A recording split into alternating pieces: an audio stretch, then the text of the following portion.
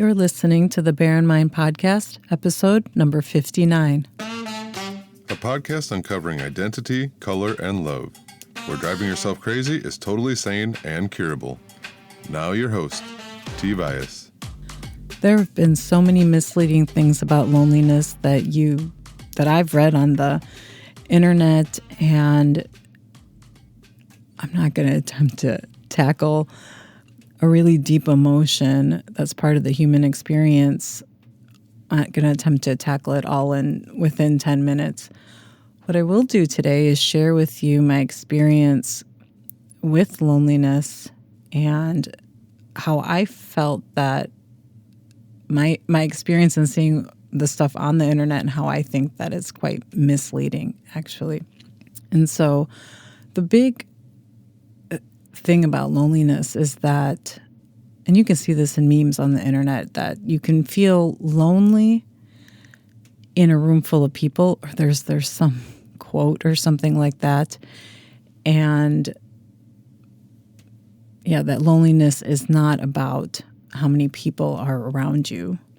And for me, that has been true. And in the moments in my life where I have had, quote unquote, you call like a social life, where I was busy every weekend, even weekday nights I was busy, I think I felt, probably that was the moments I felt the loneliness in my life. And today I actually have very few friends, and I don't feel as lonely. And recently, and why I'm kind of doing this episode, is about a few weeks ago, I felt lonely. And it was something that I hadn't felt for a while, that it kind of took me by surprise. And it had come up and I was in it. And loneliness is one of those emotions, kind of like sadness, in that those kind of emotions are usually very slow moving. And so emotions in general are very fast moving, with the word emotion being motion. So motion, it means it moves kind of through your body, and most emotions will move through your body quite quickly if you let it, if you don't resist it and try to avoid it. Like anger, if you sit with anger, it can usually pass through your body in like 30 seconds, 1 minute. But with sadness and loneliness, those are the kind of the emotions that sit with us a little longer. One of the other kind of emotions that kind of sits with me for 1 or 2 days is shame. And so when loneliness hit me, it hit me for about 3 days before it actually passed through me. And so after this happened, I started to think about loneliness in general and what my friends had said to me about it. So I'm at a moment right now, I don't have a lot of friends, but the friends that I do have in my life, they can see that I don't have like this big social life, and I'm not out every weekend or anything like that. And it seems to them quite concerning. Like, they don't even ask if it's a problem. They say, well, what are you doing to like go out and meet people in your city? And they offer me solutions and things like that, automatically thinking that I already have a problem. And in my mind, it's not even a problem, that the conversation is almost so confusing in my head. And one of my other friends, especially during the COVID pandemic, was like, oh, I need to be around people. I'm starting to feel really lonely. And it's like that meme about how you can feel lonely in a room full of people, is that I think at a deeper level, we don't really understand what loneliness is, because we can read these things and then we still think like, oh, we need to go out and reach out to people, and we need to get connected to people whenever we're feeling this emotion. And when I felt loneliness a couple of weeks ago, I actually didn't do that. I didn't rush to go meet people because of all of this kind of misleading information about loneliness. Loneliness is about our connection with ourselves, how deeply connected we are with who we are. And who we are, that might seem like this vague kind of abstract idea. I remember thinking, oh, I need to find myself or find out who I am. But really, it is really knowing what we're thinking and feeling in any given moment.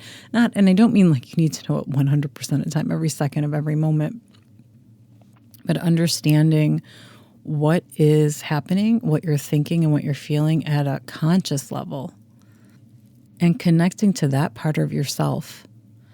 And connecting to it, the only way you can really connect to how you think and feel in your life is to really allow it to be there. And so not judge it or not think that it shouldn't be there. And I'm going to give you an example. So back when I had a social life, I tended to people please. And I kind of did things that other people wanted to do, but I wasn't necessarily interested in it. I wasn't interested actually in it at all. And so I would never really say no. And the other thing that I also kind of did in terms of kind of also people pleasing is that I also never got really angry at anybody, or I didn't allow it. I was angry inside, but I didn't ever show my anger to a friend. I never said, hey, I don't like that you're doing that, or you said that to me. And I would deny myself that anger consistently. And then with people pleasing, the anger kind of builds because eventually you're doing stuff that you don't want to do, and you're participating in events that you don't even want to go to.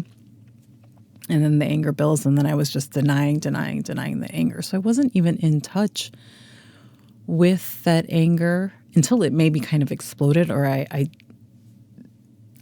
stopped being friends with somebody. I mean, that's kind of how it usually happened. The anger would get so much because I never dealt with it. And I didn't mean like talking to them, but I never dealt with it inside of me, acknowledged that it was there, or even why it was there, or looked inside of me. And a lot of times the way the anger would end up is I ended up really not hanging out with that person anymore. And I wasn't ever connected to how I truly felt about things. And one of the interesting things about anger is that when you do kind of get irritated or you're annoyed or and things like that, is that anger, although society doesn't, they consider it kind of a bad emotion, it's an emotion that tells you a lot about yourself. There's a lot of wisdom in it, and it's very much tied to yourself, to your identity. And so I wasn't even connected to anger to even look at it with this kind of kindness towards and say, hey, what is this telling me about myself? And that kind of connection to who I actually am. And the more and more I didn't honor the fact that I was allowed to feel any emotion, I was allowed to be angry at a friend, the more and more I became disconnected from myself, because the more and more you deny or resist things that you think and feel, or you think that you shouldn't think this or you shouldn't feel a certain way, the further and further you get and the more disconnected you get from yourself. And then eventually that can lead to like a really long stretch of loneliness. And so I think loneliness serves a purpose. Every emotion in essence has a purpose. Now, there are some emotions that are more useful in life, like worry doesn't ever seem to be really useful. But there is a purpose in experiencing that emotion, because all humans have these emotions. And loneliness is a reminder that there's some disconnection happening. We're disconnected from ourselves, and it is kind of one of those signals that says, hey, something's going on. Something's going on with you. There's something that you're not honoring or finding out about yourself in that situation. And when I had these 3 days of loneliness recently, I realized that it came from some interactions with a few different friends. They all kind of happened all at the same time. A few different friends, from good friends to acquaintances. So it was a whole range of people, and it kind of happened all in the same week and things like that. And I talk a little bit about some of those interactions also in the people pleasing, because I felt this urge to go back into this kind of people pleasing. And then it totally made sense that I went back into loneliness, because I wasn't really honoring what I wanted to do. And I was thinking so much of how the other person would feel, even though I didn't know how they would feel about anything if I said no, or if I set a boundary or things like that. And so I kind of took this opportunity to kind of say, why am I feeling lonely? What is happening here? And I could then put together I can see like how all of these events, I had all of these kind of different thoughts about going against what I really wanted to do, what I really wanted to say, that kind of triggered my loneliness. And so if you find yourself feeling lonely, even when you're around people, or even if you are by yourself and you're feeling lonely, that it's okay and nothing's gone wrong.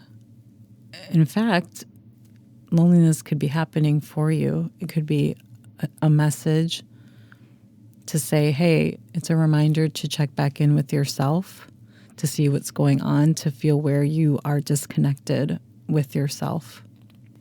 And if it is something that you need help with, and I needed actually help with this, in reconnecting with myself, reconnecting back with my feelings, I did actually contact a mental health professional to help me help some of that reconnection and getting in tune with what I was thinking and feeling. And so I wanted to wrap it up here in that loneliness is part of the human experience, meaning that every human, over 7 billion of us, experience loneliness. And it serves a purpose. And aren't you a little curious about what that purpose is? I'll check back with you next week. Thanks for listening. Listen for a new episode next Tuesday by subscribing on your favorite podcast platform. Bye for now.